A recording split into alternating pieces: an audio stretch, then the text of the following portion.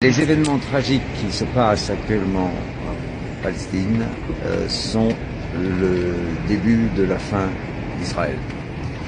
Le massacre inhumain pour éradiquer la population de Gaza et même maintenant de Cisjordanie indique que cet État hors la loi d'ailleurs depuis sa création, n'a plus d'avenir, non seulement plus d'avenir, mais que sa fin est toute proche désormais, car il est évident, après le basculement de l'opinion publique mondiale qui, de soutien à Israël, est passé au soutien à la Palestine, il est évident que l'exigence d'un État palestinien ne peut plus être retardé et qu'il ne peut pas y avoir un État palestinien voisin d'un État israélien. La solution à deux États n'est plus une solution, elle ne peut pas exister si les grandes puissances comme la Chine et la Russie continuent à parler de solution à deux États, c'est-à-dire la création d'un État palestinien à côté de l'État actuel d'Israël. C'est uniquement parce que c'est le langage diplomatique. Mais ces deux nations savent très bien que la coexistence de deux États sur ces terres est absolument impossible désormais après les crimes horribles que Israël a commis. La charte des Nations Unies cependant, les règles des Nations Unies cependant sont depuis 1948, 47 même, que deux États doivent cohabiter sur ces territoires. Et donc, c'est le langage que la Chine comme la Russie utilisent, mais ce n'est qu'un langage diplomatique. Les experts de ces deux nations sont suffisamment habiles pour savoir qu'il n'y a plus de possibilité pour deux États.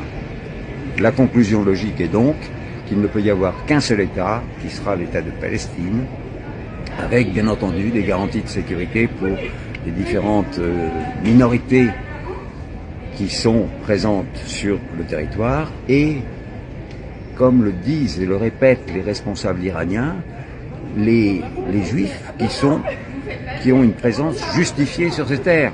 En revanche, tous ceux qui sont arrivés récemment et qui sont tous des fascistes ou des nazis, ceux-là devront retourner, comme l'a dit un responsable, je ne sais plus lequel, iranien, ils devront reprendre leur bateau ou leur avion pour retourner d'où ils viennent. Mais ils n'ont pas leur place dans l'État de Palestine, alors qu'en revanche, il est évident que tous les chrétiens, par exemple palestiniens, qui se sont solidarisés complètement avec la lutte du Hamas, et puis les agnostiques, les hindous s'il y en a, les juifs qui ont des justifications pour être présents, c'est-à-dire qu'ils étaient là depuis longtemps, eux ou leurs familles, tout ceci indique que Israël n'a plus d'avenir et que ce sera un bienfait pour l'ensemble de la communauté internationale, car nombre des problèmes, des crises qui se sont déroulées dans le monde jusqu'à présent venaient de l'existence de cet État hors la loi qui n'obéissait à aucune des résolutions des Nations Unies. Donc, le revirement de l'opinion publique est dû aussi aux réseaux sociaux, non, me semble-t-il? Alors, à votre avis, le fait que Israël va perdre et disparaître, c'est dû aussi au fait que, non seulement à la résistance palestinienne du Hamas très forte, mais c'est aussi à la diaspora juive mondiale qui ne peut plus supporter les agissements nazis des dirigeants actuels à Tel Aviv, et donc c'est eux qui exercent une pression pour dire que il est inacceptable et qui demandent la création d'un État palestinien. Donc les forces qui vont renverser l'État d'Israël, l'anéantir, sont peut-être et avant tout la diaspora juive qui jusqu'à présent ne s'était pas manifestée parce qu'elle était entre les mains de milliardaires américains ou européens qui possédait tous les médias européens ou américains, comme l'IPAC aux États-Unis et le CRIF en France. Mais maintenant, les intellectuels de cette diaspora, et puis pas seulement les intellectuels, mais tous les juifs sincères de cette diaspora, se manifestent de plus en plus à cause des crimes odieux que l'État, qui s'appelle Israël, commet. Et donc, il y a un basculement, et comme vous le disiez, grâce aux réseaux sociaux qui transmettent toutes les vidéos des horreurs commises par Israël, et qui informent donc l'ensemble des opinions publiques européennes et américaines et mondiales, parce que en France, par exemple, mais dans toute l'Europe c'est la même chose, toutes les télévisions sont entièrement entre les mains des médias sionistes, qui appartiennent à des sionistes. Donc ils ne diffusent que des informations qui vont dans le sens de Israël a le droit de se défendre.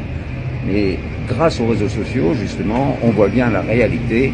Et donc, je pense que l'État d'Israël n'en a plus pour longtemps à vivre, et ce sera un bien pour l'ensemble de l'humanité. Et pourquoi les États-Unis ont mis leur veto là alors? Parce que c'est vraiment parce que votre question est très intéressante et pertinente. J'en ai parlé avec différents intervenants tout à l'heure en privé. Tout le monde n'est pas d'accord avec moi, mais moi je suis convaincu que Israël n'est que l'outil des États-Unis. Et le veto américain de vendredi dernier à la proposition de cessez-le-feu montre à l'évidence, cette fois-ci, on ne peut plus nier que c'est les États-Unis d'Amérique qui font la guerre à travers Israël, de même que sont eux qui font la guerre en Ukraine à travers les Ukrainiens. Et là, ils font la guerre à travers Tsahal, et ils leur fournissent toutes les bombes et tous les armements pour qu'ils commettent leurs crimes contre la population palestinienne. Mais donc on voit bien, on peut dire Tsahal commet des crimes contre l'humanité, mais en fait c'est les États-Unis qui commettent des crimes contre l'humanité en utilisant leur outil qui est Tsahal. Et ça a été depuis la création de l'État d'Israël. Israël est un outil de la stratégie américaine au Moyen-Orient et dans le monde d'une manière générale. Un petit mot pour finir sur notre gouvernement, quand même. Nous qui étions quand même pro-palestiniens, qu'est-ce que c'est qu'on est devenu là maintenant? Eh bien, effectivement, mais vous savez, on n'a plus de diplomatie, on n'a plus de politique. Déjà depuis Sarkozy, on s'est rallié au camp atlantique, Hollande l'a confirmé, et avec Macron, c'est encore pire. Et il est triste quand on est patriote français de voir que notre France est maintenant ridiculisée par son président, qui n'est plus accepté nulle part, qui fait du en même temps, c'est-à-dire une chose et son contraire simultanément, et qui est rejeté de toutes les propositions qu'il fait, que ce soit au Liban ou que ce soit